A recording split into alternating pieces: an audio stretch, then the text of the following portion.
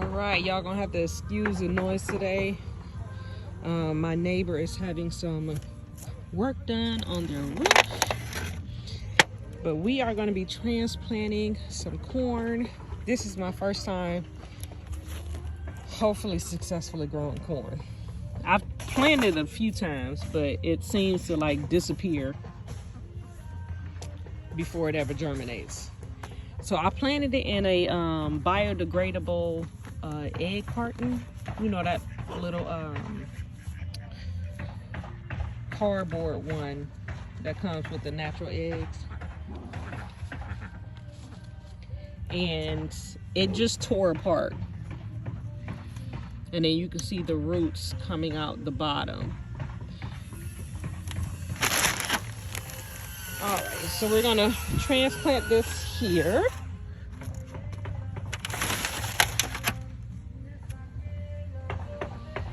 Let's see, I'm gonna plant them about 6 inches apart.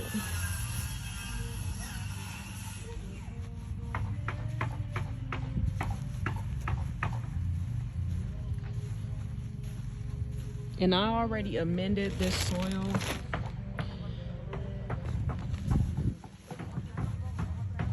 with bone meal and compost, but I'm gonna amend it again with some more black cow. 1, 2, 3, 4, 5, 6.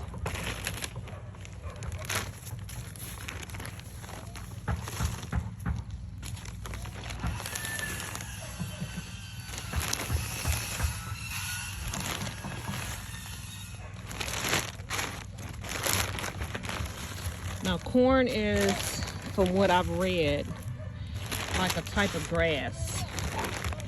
So it likes a lot of nitrogen. And normally I will probably add like blood meal, which has a higher nitrogen breakdown. But this was my old chicken coop, and chicken manure is already very high in nitrogen, so it shouldn't really need that much amending. So the time is about 5 in the evening.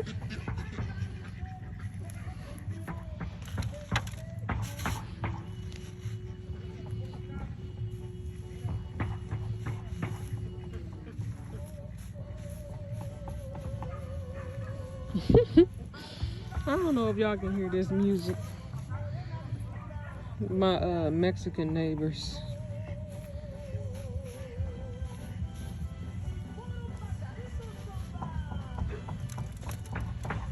So my plan is to do like a 3 sisters garden.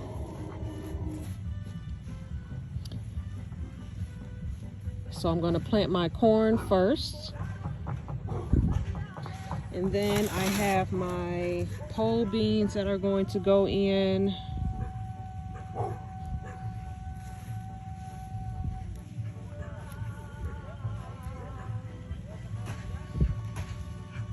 And then I have my Seminole pumpkin squash that is going to serve as my ground cover.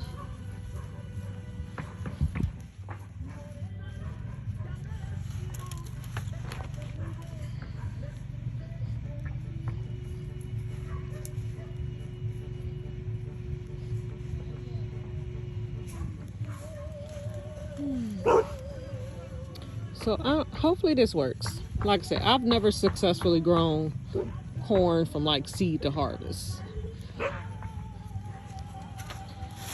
I've had it grow in grow bags before, but it died out before I could harvest it. With grow bags in my zone, like it takes a lot to keep them hydrated. Like they just dry out so quick. And with corn being like grass, it requires a lot of... Samson! Get back. Sorry, my dog is having a fit that they're working on the roof next door.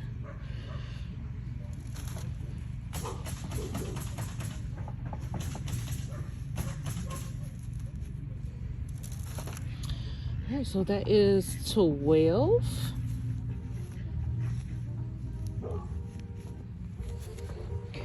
Got those all planted.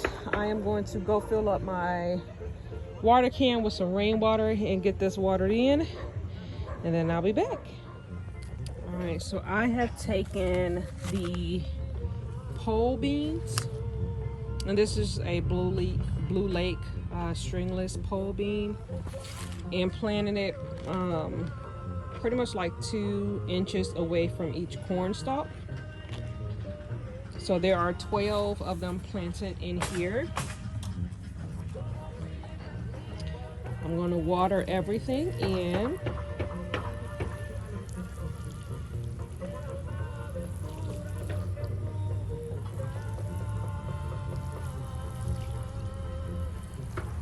And beans sprout pretty quick, but you just want to make sure you have a consistently moist environment. And with this being sand, I will make sure I come out and pretty much water every day. And then I'm also going to cover it with this mulch to try to make sure I keep this soil covered and as moist as possible.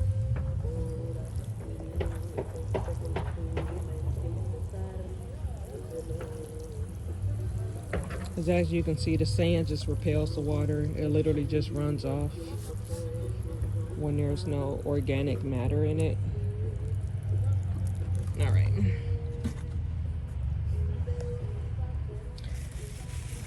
So this is just usually used for chicken bedding.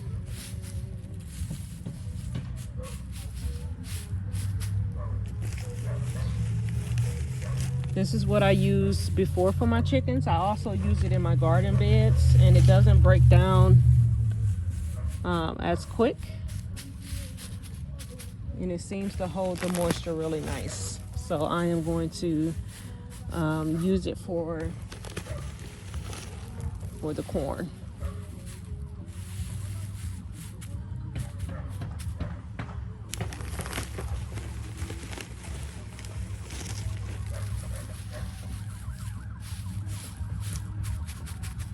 So about 1 inch thick of the wood shavings, and this is like the finer one that you can get from like a Tractor Supply or something like that.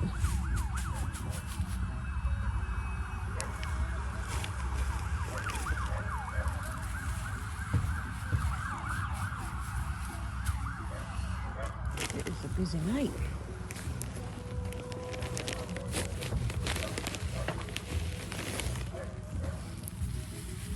It smells so good.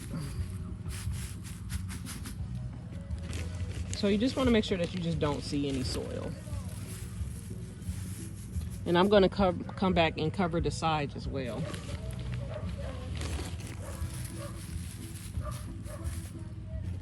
So that when the sun bakes on the sand, it doesn't just dry out everything like automatically. This will help retain a lot of the moisture that's needed for the corn. So hopefully, guys, we have a successful corn season. So like, follow, and subscribe so that you can follow along with me on this journey to see how successful we are with growing popping corn in Zone 10A, Central Florida, instead of like the sweet eating corn. I'm excited. This is supposed to be like a very colorful, like really pretty variety. So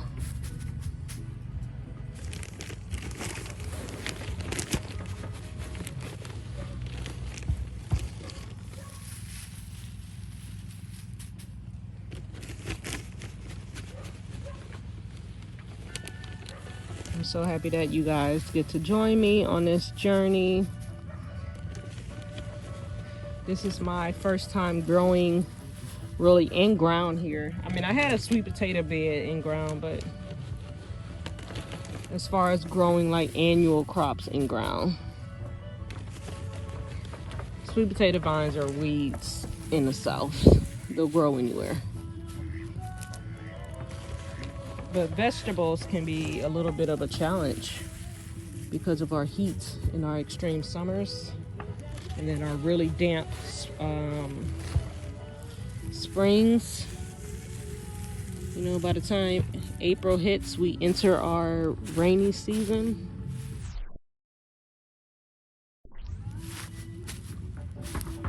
So a lot of things don't make it due to, you know, powdery mildew and stuff like that, but looks good so far. All right, so we've got our pole beans transplanted. The corn has already sprouted, so you want to make sure that that is sprouted before you do your pole beans.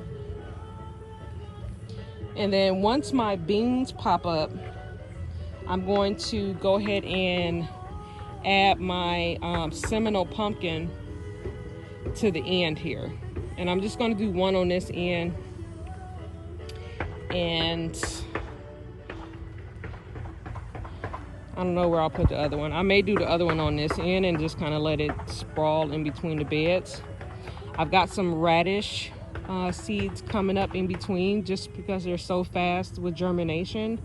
It's literally like 7 days and they're already germinated and sprouted. And I've got some more down here. I'm gonna plant my tromboncino squash as well to go up. And then I'll do my zucchini squash on either side, and I'll probably do a patty pan here. I don't know where I'll do the other patty pan. We'll figure it out. But all of my squash and stuff is going to be in this area, so we'll see how it works out. I'm going to continue to put this mulch down on this side.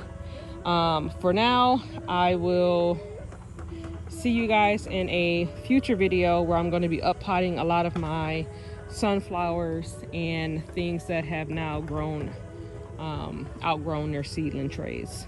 But all right, love you guys, bye.